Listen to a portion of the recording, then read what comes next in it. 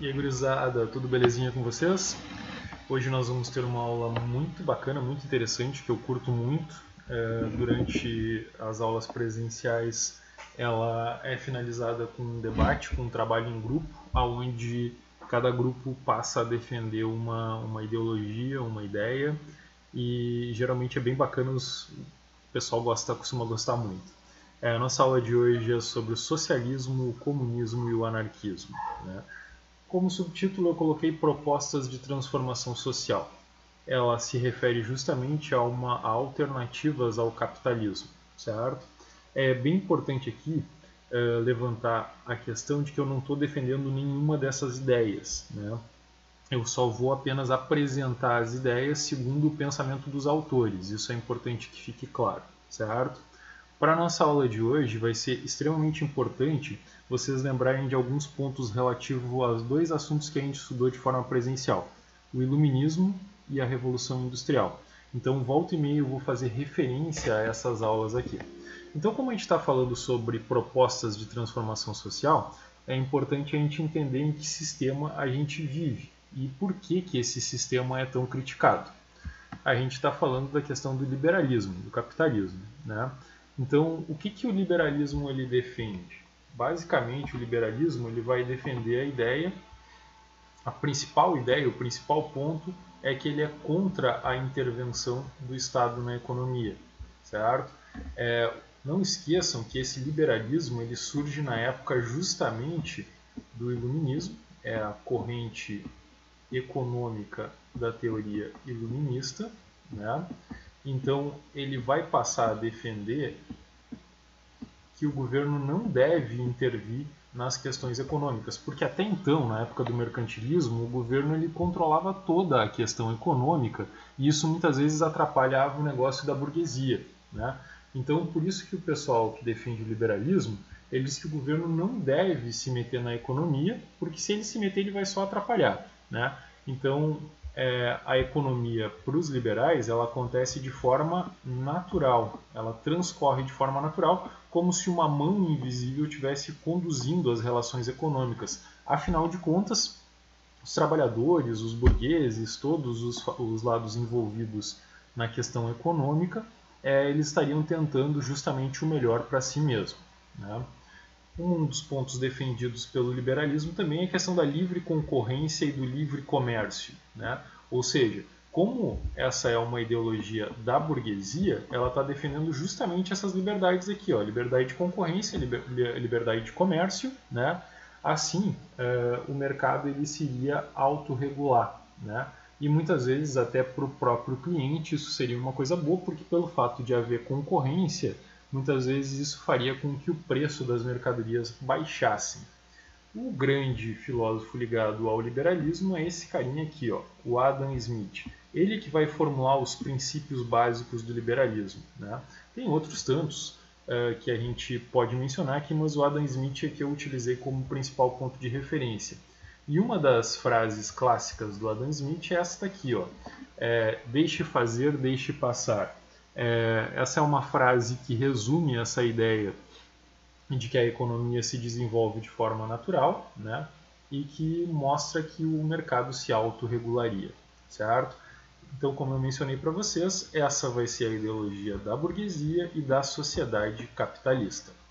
Agora, aonde reside as críticas a esse sistema? Reside justamente a partir desse ponto aqui, ó, né?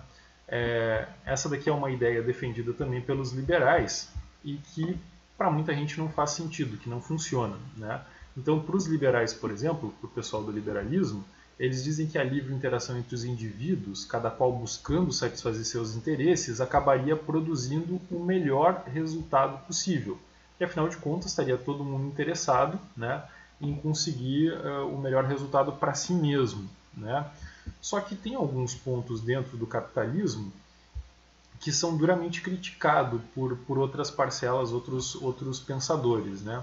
Por exemplo, a questão do desemprego, né? O fato de haver um desemprego muito grande dentro do capitalismo, né, não faria com que essas pessoas conseguissem ter um resultado positivo, né? Outro ponto é justamente a desigualdade social gerada a partir desse sistema, aonde tu tem um burguês, aqui representado como patrão, né, ficando com toda a riqueza criada pelos trabalhadores e dando para esse trabalhador apenas um pequeno salário, né? Então, essa daqui é uma questão que resultaria em uma desigualdade social muito grande, né?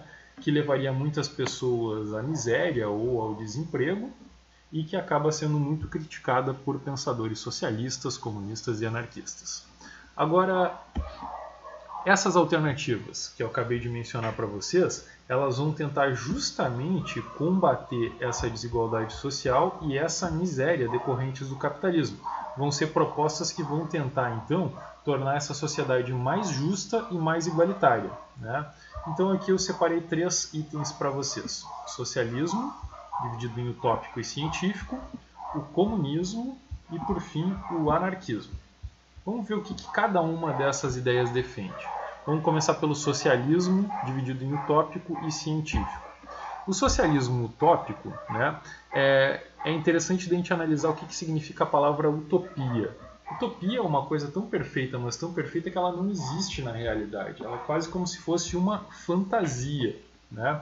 Então, muita gente critica esse socialismo utópico, dizendo que ele jamais funcionaria, porque ele precisaria do apoio da burguesia e do governo, né, para funcionar. Eles teriam que concordar em perder poder e riqueza para que esse socialismo utópico funcionasse, né? E aí é importante a gente ver esse carinha aqui, ó. Um dos pensadores que foi chamado de socialista utópico foi esse aqui, o Robert Owen. Ele era dono de uma fábrica, ele tentou transformar essa fábrica em uma cooperativa, tratando todos os trabalhadores como iguais. Então ele, burguês, tentou dar esse exemplo, mas no fim das contas, essa cooperativa dele e tudo mais, ele no final acabou não dando muito certo, né? Essas propostas, geralmente pensadas por esses socialistas utópicos, ou fracassaram ou nem chegaram a ser testadas, né? Porque elas eram realmente meio fantasiosas, né? O importante é a gente observar que elas já demonstravam uma busca por uma sociedade mais justa e a insatisfação em relação ao capitalismo. O passo seguinte é o socialismo científico, também chamado de marxismo, certo? Marxismo por causa deste carinha aqui, Karl Marx, certo? O Karl Marx, ele vai pensar em 2 estágios para a sociedade perfeita que ele considerava perfeita. O socialismo e depois o comunismo. Vamos ver o que é cada uma dessas 2 coisas aqui. O primeiro ponto que a gente precisa levantar é esse aqui, certo? O que o Karl Marx defendia? Ele defendia a ideia de que os trabalhadores deveriam tomar o poder por meio de uma revolução e acabar com a burguesia. Porque, ao contrário dos socialistas utópicos, ele sabia que a burguesia jamais concordaria em perder seu poder. Então, a única forma dos trabalhadores conseguirem uma sociedade mais justa e mais igualitária seria justamente por meio de uma revolução. Uma revolução que, obviamente, atacaria a burguesia, né? E aí a gente chegaria, segundo Marx, né, no próximo ponto, que seria o início de uma ditadura comandada por esses trabalhadores que tomaram o poder, que acabaram com a burguesia e que vão promover justamente uma sociedade igualitária, certo? Então vemos aqui que é um conceito, é uma teoria, né, voltada para os trabalhadores, para promover uma igualdade social que não haveria dentro do capitalismo, né? O que acontece então durante esse período socialista? Todos os meios de produção, ou seja, todas aquelas fábricas que antes eram da burguesia, passam a ser controlados pelo governo, pelo Estado, certo? E aí o governo, então, promoveria salários iguais entre todos os trabalhadores desse sistema para que houvesse essa igualdade social. Então não importa se tu fosse um trabalhador de uma fábrica, se tu fosse um médico, um professor, um advogado, todo mundo ganharia o mesmo salário para acabar com essa desigualdade social, né? E dessa forma todo mundo ficar nivelado. Agora, um ponto extremamente importante aqui é que esse socialismo ele seria um estágio preparatório para o sistema que viria a seguir, que seria justamente o comunismo. Por que o socialismo seria um estágio preparatório? Justamente porque ele prepararia as pessoas, certo? Para ganharem, adquirirem consciência de classe para viverem dentro do comunismo. No comunismo, o governo sairia de cena, acabaria essa ditadura do socialismo, né? E o governo sairia de cena e aí as pessoas se autogovernariam, certo? Então essa daqui é a questão principal que o Marx está falando. Ele reconhecia que o socialismo ele não era perfeito porque ele teria uma ditadura, né? Mas ela seria importante para defender essa revolução dos trabalhadores e para conscientizar as pessoas, trabalhar a consciência das pessoas para viver sem governo. Aqui algumas comparações, então, né, feitas em favor do socialismo e contra o capitalismo, né? Aqui mostra no capitalismo, por exemplo, o patrão demitindo os trabalhadores, né? No socialismo seria o contrário, os trabalhadores estariam então acabando com o patrão, acabando com a burguesia. Não esqueçam, não existe burguesia dentro do socialismo, ela deixa de existir, certo? Deixa eu escrever aqui burguesia, né? Dentro do socialismo ela deixa de existir, certo?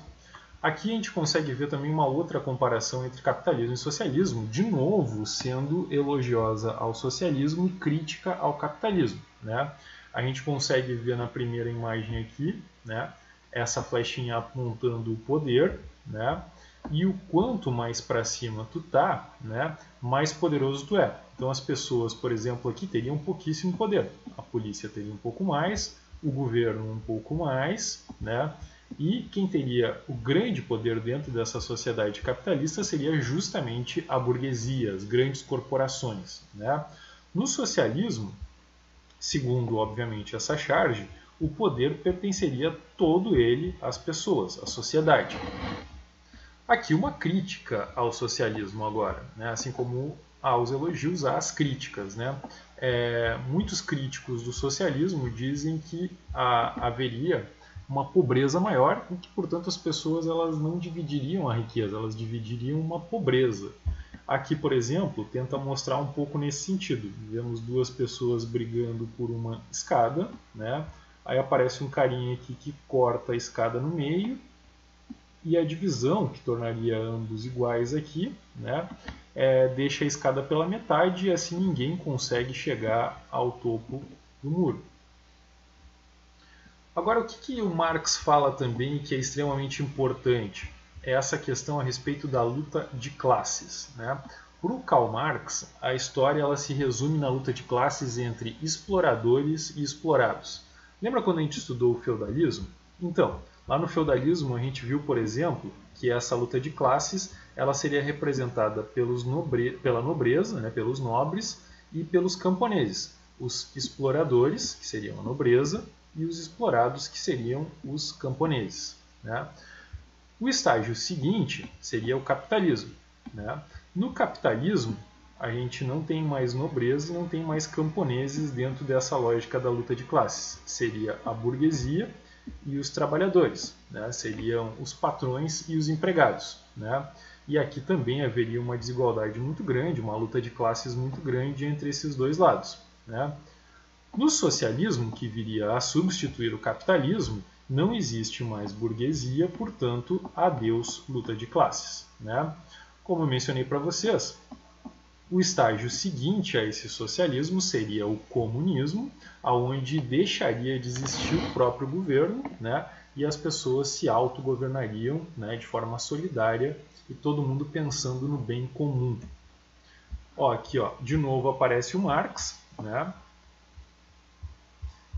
E dentro da ideia do comunismo, essa daqui é uma questão muito importante. Cada indivíduo daria ao conjunto social aquilo que seria capaz de oferecer e receberia o que precisasse de acordo com as suas necessidades. Então, por exemplo, eu como professor eu poderia oferecer aquilo que eu tenho, né, que seriam aulas de história. O que vocês poderiam me oferecer em troca? Digamos que o pai de vocês fosse um agricultor, ele poderia me pagar em produção de alimentos, ele poderia me dar em troca isso, nessa questão de produção de alimentos. Não haveria mais o dinheiro, então, para guiar as noções econômicas, as trocas comerciais, né? As pessoas elas tentariam produzir de forma solidária, né? E assim fariam essas trocas e assim todo mundo acabaria tendo aquilo que necessitasse, né? Então, o comunismo, primeiro item aqui, é uma sociedade igualitária e sem governo, né?